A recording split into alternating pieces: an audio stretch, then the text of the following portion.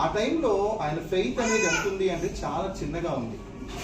చాలా చిన్నగా ఉండి ఆయనకున్న ఆలోచన ఏమిటి అని అంటే, నా బిడ్డలే నాకు ఉంటే బాగుండు, వాళ్ళే నాకు సంరక్షకులు అన్న టైంలో దేవుడు ఆదికాండం 15వ అధ్యాయంలో అంటాడు, అబ్రాహామా నేను నీకు కేడము, నేను నీకు బహుమానమును అని అంటాడు. సో దేవుడు మనకు ఎందుకు పిల్లల్ని ఇస్తారు అనంటే మన సంరక్షణ కొరకు మాత్రం కాదు, కానీ దేవుడు మనకు బిడ్డల్ని ఎందుకు ఇస్తాడు అనంటే సమాజం కొరకు, something we should do good for the society. అంత మాత్రమే కాదు, మన బిడ్డల వలన దేవునికి మహిమ అనేది ఖచ్చితంగా రావాలి. ఇది దేవుని యొక్క ఉద్దేశం. దేవుడు మనకి ఎందుకు బహుమానం ఇస్తాడు అనంటే ఫ్యామిలీ ఓరియంటెడ్ మాత్రమే కాదు, కానీ ఖచ్చితంగా వాక్యం ఎరిగిన తల్లిదండ్రులు ఎవరైనా ఒకటి మనం ఈ విధంగా ఆలోచన చేయాలి. ఏంటంటే నాకు పిల్లలు ఉన్నారు అని అంటే నాకు వృద్ధాప్యం వచ్చిన తర్వాత వాళ్ళను పోషించాలని మాత్రమే కాదు, నా పిల్లలు సమాజానికి ప్రయోజనకరంగా మార్చబడాలి. 2, నా పిల్లల ద్వారా దేవుని నామానికి మహిమ అనేది రావాలి. ఇలా పిల్లలు పుట్టిన తర్వాత పెంచిన తల్లిదండ్రులు బైబిల్లో చాలా మంది ఉన్నారు. మంచి భక్తిపరులైన తల్లిదండ్రులు ఉన్నారు, కానీ వాళ్ళ పిల్లల వల్ల ఎలాంటి ప్రయోజనం కలగలేదు, దేవుని నామానికి అవమానం వచ్చింది. కానీ కొంతమంది తల్లిదండ్రులు ఉన్నారు, ఎవరు అనంటే వాళ్ళ వలన సమాజానికి ప్రయోజనము అనేది కలిగింది. అంత మాత్రమే కాదు, దేవుని నామానికి మహిమ అనేది కూడా వెళ్ళింది. వాళ్ళల్లో ఒక మంచి ఫ్యామిలీ ఎవరు అనంటే మోషే యొక్క తల్లిదండ్రులు. చూడండి, క్లుప్తంగా చెప్తాను, ఆయన లైఫ్ లో ఏం జరిగిందో క్లుప్తంగా చెప్తాను. చూడండి, నిర్గమాకాండం 2వ అధ్యాయం. నిర్గమాకాండం 2వ అధ్యాయము చదవని అవసరం లేదు, 3 మాటలు ఇక్కడ ఉన్నాయి. ఒకటి ఏమిటి అనంటే 2వ వచనంలో ఉంది, ఆ స్త్రీ గర్భవతి అయి కుమారుని కని వాడు సుందరుడై ఉండుట చూచి 3 నెలలు వానిని దాచెను. ఇది మొదటి మాట. 3 నెలలు వాడిని దాచెను అనేది మొదటి మాట. దాని తర్వాత 3వ వచనం దగ్గరికి వచ్చేసరికి తరువాత ఆమె వానిని దాచలేకపోయేను అనేది 2వ మాట.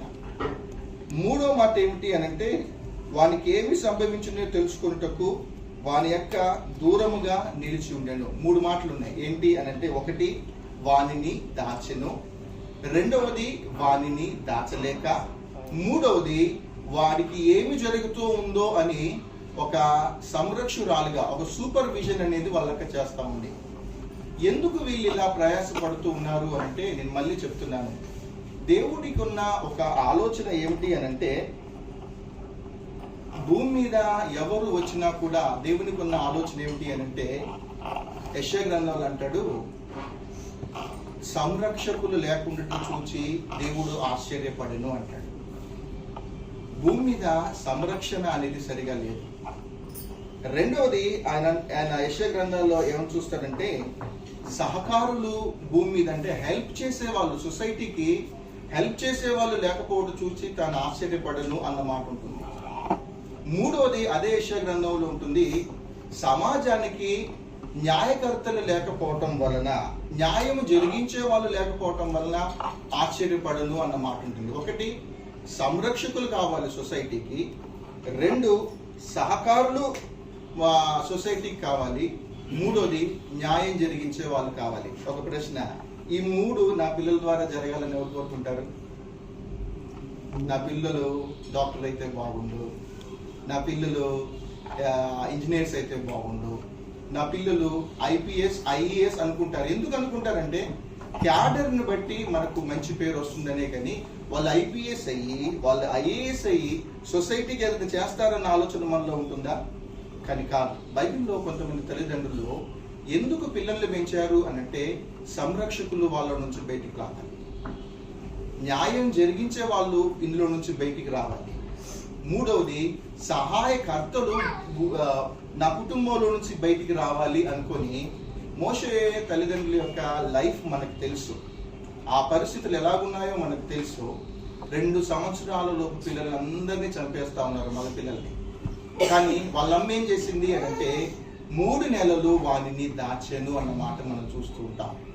3 నెలలు దాచెను. పిల్లలు మన దగ్గర ఎంతకాలం ఉంటారో తెలియదు. It's a temporary.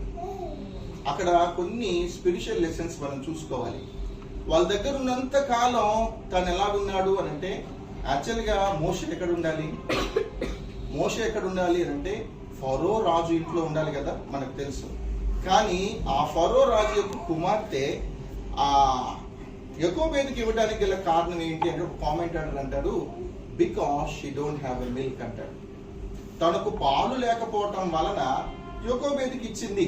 ఆత్మీయ పాఠం ఏంటి అంటే, వాక్యమును పాలతో నేను మిమ్మల్ని పోషించుకుని అంటాడు పౌలు గారు కదా.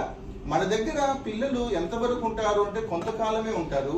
అప్పటి వరకు మనం ఏం చేయాలి అని అంటే, వాళ్ళని జాగ్రత్తగా, బలమైన ఆహారం ఇది మాత్రమే కాదు కదా, మనం ఇచ్చేది బలమైన ఆహారం అనుకుంటూ ఉంటాం. కానీ అంతకు మించిన ఆహారం బయట వాళ్ళు ఎవరైనా ఏదైనా అనుకోవచ్చు, వీళ్ళు పిచ్చి పిచ్చిగా మాట్లాడతారు, ఏదో వాక్యంలో పెంచాలనుకుంటారు, ఆత్మీయంగా పెంచాలనుకుంటారు, ఏంటో లోకానికి డిఫరెంట్గా ఉంటున్నారు అనుకుంటారు. కానీ మీరు గమనించండి, ఆత్మీయమైన వాతావరణంలో పెరిగిన ఏ పిల్లలైనా లోకానికి చాలా దూరంగా ఉంటారు.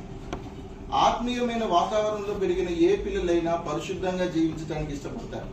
వాళ్ళు యవనస్తులు అవ్వచ్చు, వాళ్ళలో ఎలాంటి చెడ్డ అలవాట్లు లేకపోవడానికి గల కారణం ఏమిటి అంటే, బై గాడ్స్ గ్రేస్ చాలా మంది తల్లిదండ్రులు ఏం చేశారంటే, వాళ్ళను ఒక ఆత్మీయమైన కోణంలో వాళ్ళని పెంచుకుంటూ వెళ్ళారు.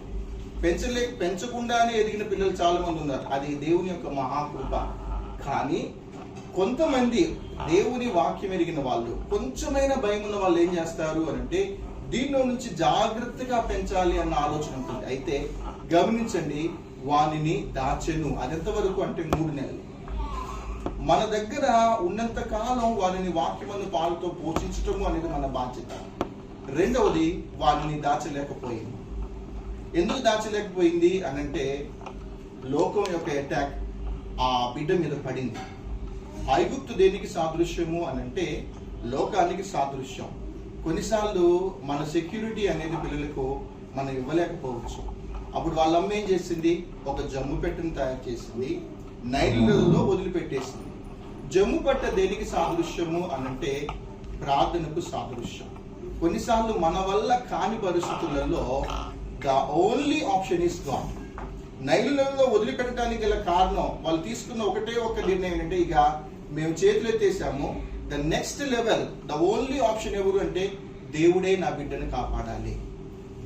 జమ్ము పెట్టెలో ఉంచింది. జమ్ము పెట్టె ప్రార్థనకు సాదృశ్యం. ముసళ్ళు ఇప్పుడు అటాక్ చేయకుండా తను ఏం చేసింది అంటే, జమ్ము హీలు అంతా పూసింది. దీన్ని చక్కగా వివరిస్తే బాగుంటుంది. కానీ ఆ ప్రార్థన అనేది ఏం చేస్తుంది అని అంటే, ఆ ఆత్మీయమైన వాతావరణంలో మన పిల్లల్ని పెంచుతున్నప్పుడు ఏం జరుగుతుంది అంటే, మన పిల్లలకు దేవుని ద్వారా సంరక్షణ అనేది జరుగుతుంది. అలానే ఇంకొక కామెంటేటర్ ఏమంటారు అంటే, ఆ జమ్ము పెట్టి ఇలా వెళ్తా ఉంటుంటే మూత వేయడానికి గల కారణం ఏమిటి అంటే, ఆకాశంలో గద్దలు కూడా ఉంటాయి. బిడ్డల మీద ఏదో ఒక కోణంలో అటాక్ అనేది వస్తుంది. ముసలి ద్వారా కావచ్చు, గ్రద్దల ద్వారా కావచ్చు, లోకం ద్వారా కావచ్చు. కానీ ఎనీ పేరెంట్ బలంగా పెంచాలి అని అంటే వాళ్ళలో వాక్యము అనేది ఉండాలి, వాళ్ళలో ప్రార్థన అనేది ఉండాలి. ఎప్పుడైతే ఇది ఉంటుందో లోకం వాళ్ళని టచ్ చేయాలి. చూడండి, అలా ఉండటానికి గల కారణం ఏమిటి అని అంటే, హెబ్రీలకు రాసిన పత్రిక ఒకసారి చూడండి. హెబ్రీలకు రాసిన పత్రిక 11:23 చూడండి. మోషే పుట్టినప్పుడు అతని తల్లిదండ్రులు ఆ శిశువు సుందరుడై